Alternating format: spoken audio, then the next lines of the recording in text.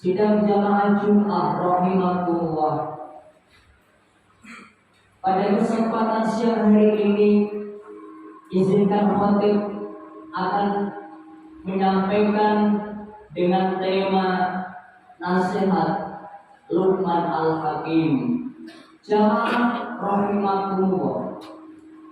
Dalam kesempatan khutbah singkat pada siang hari ini, khatib akan mengajak kita semua untuk merenungkan dan mengamalkan apa yang dinasihatkan oleh seorang bijak yang namanya diabadikan dalam Al-Quran.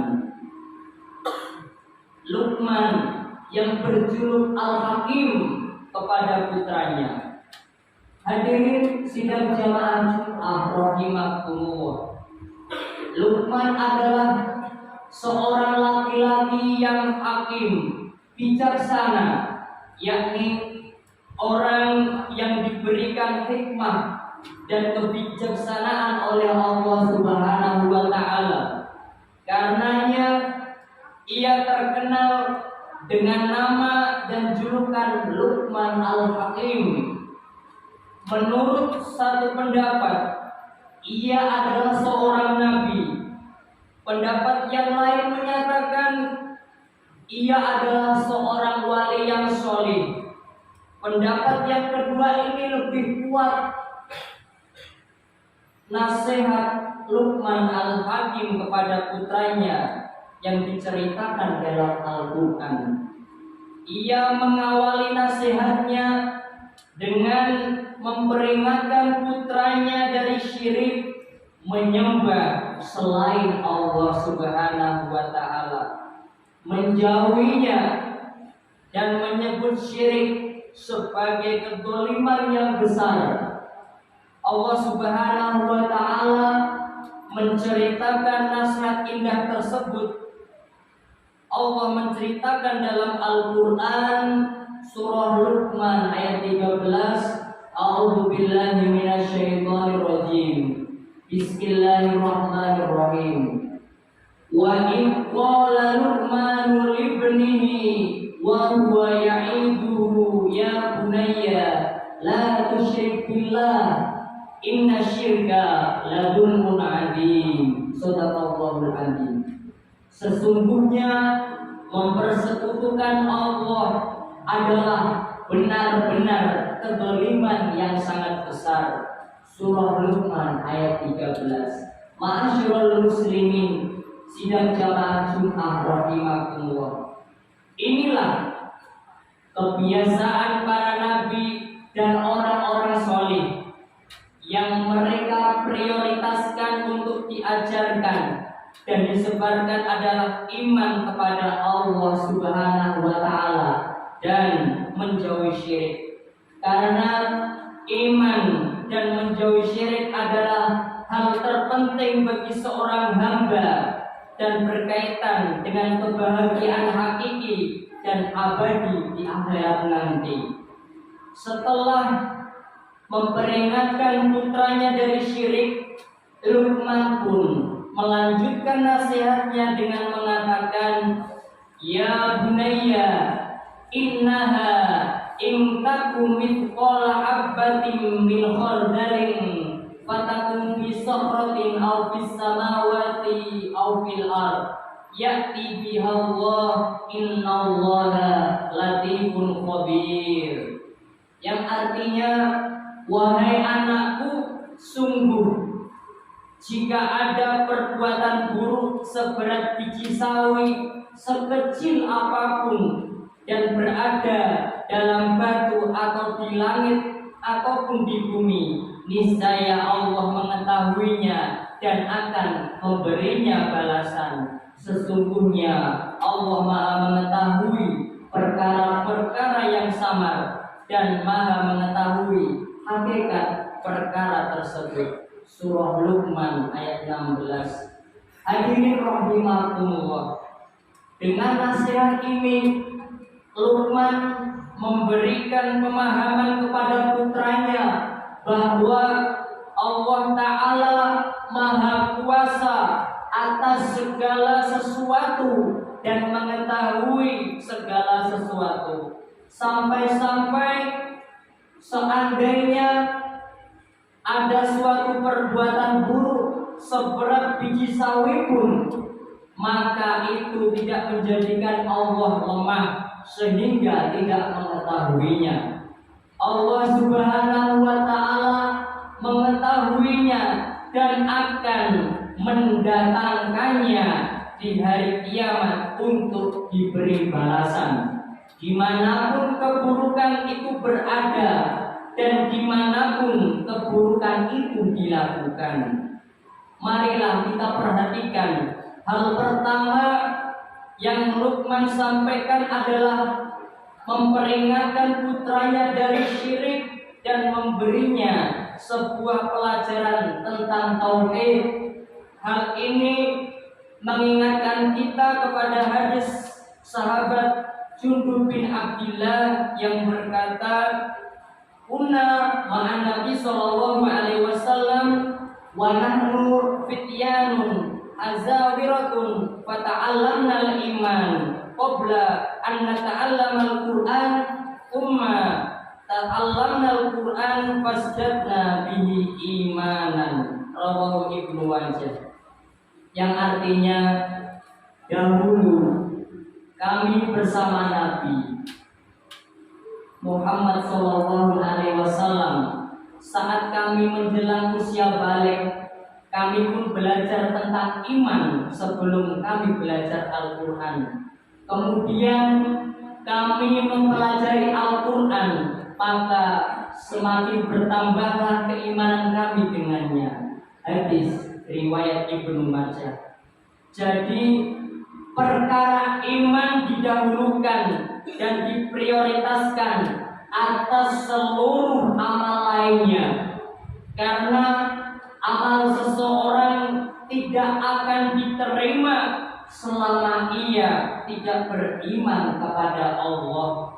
Allah Subhanahu wa Ta'ala berfirman di dalam surah An-Nisa ayat 124, "A'udzu billahi minasyaitonir rajim.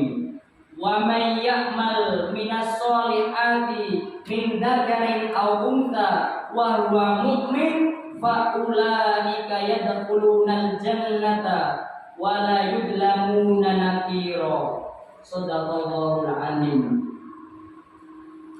Dan barang siapa mengerjakan amal kebajikan, baik laki-laki maupun perempuan sedang dia beriman, maka mereka itu akan masuk ke dalam surga dan mereka tidak didolimi sedikit pun. Surah An-Nisa ayat 124. Saudara-saudaraku seiman, Luqman kemudian mengajari putranya tentang furu', yaitu syariat Islam, setelah mengajarinya tentang akidah Islam. Ia berkata, "Ya bunayya, aqimis sholata wa'mur bil ma'ruf wanha 'anil munkar wasbir 'ala ma asaba inna dzalika min azmil umur." Wahai anakku, laksanakanlah sholat dan suruhlah manusia berbuat yang ma'ruf dan cegahlah mereka dari yang mungkar, dan bersabarlah terhadap apa yang menimpamu, sesungguhnya yang demikian itu termasuk perkara yang penting. Quran surah Luqman ayat 17. Ma'asyiral muslimin, sidang jamaah Jumat rahimakumullah. Luqman memerintahkan putranya dalam nasihat ini untuk melaksanakan kewajiban yang paling penting dan paling utama setelah iman, yaitu sholat yang merupakan ibadah fardu dalam syariat semua umat terdahulu. Kemudian Luqman menasihati putranya agar senantiasa melakukan amar ma'ruf dan nahi munkar, mengajak berbuat baik dan melarang melakukan sebuah kemungkaran. Keduanya adalah dua pilar penting yang menjadi jembatan terwujudnya masyarakat yang soleh, yaitu dengan mengajak menunaikan perkara-perkara wajib, dan yang paling utama adalah iman. Juga dengan melarang melakukan perkara-perkara mungkar, dan yang paling berbahaya adalah kekufuran dengan segala macamnya.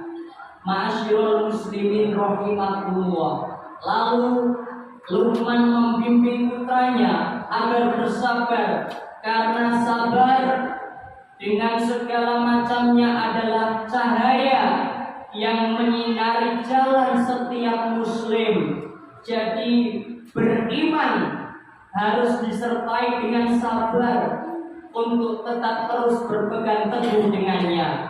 Begitu juga amar ma'ruf nahi mungkar membutuhkan kesabaran untuk dapat melalui rintangan yang menghadang. Begitu pula seluruh ibadah lainnya.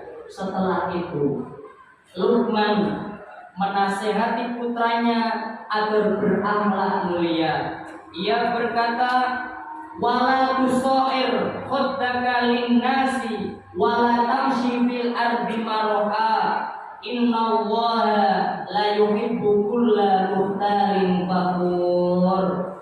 Dan janganlah kamu memalingkan wajah dari manusia karena sombong, dan janganlah berjalan di muka bumi dengan angkuh.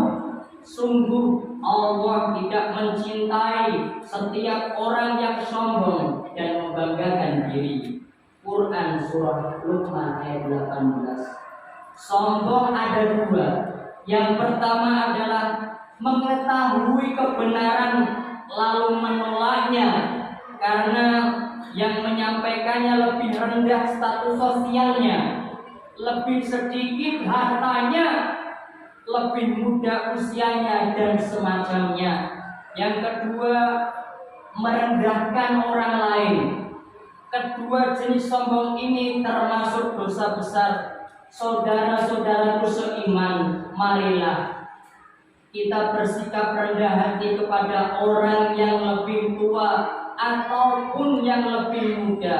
Marilah kita perlakukan orang lain dengan cara yang baik.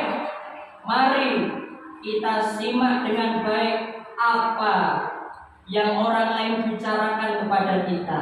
Kita dengarkan dengan seksama nasihat yang disampaikan kepada kita. Janganlah kita melihat diri sendiri dengan pandangan pengagungan dan memandang orang lain dengan pandangan penghinaan.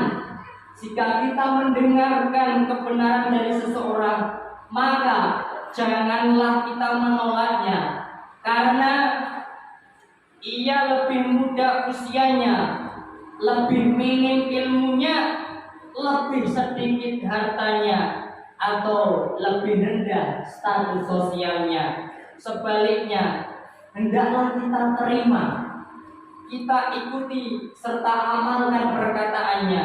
Semestinya kita bergembira karena masih ada seorang muslim yang mau menasihati kita, menghendaki kebaikan dan mengupayakannya untuk kita.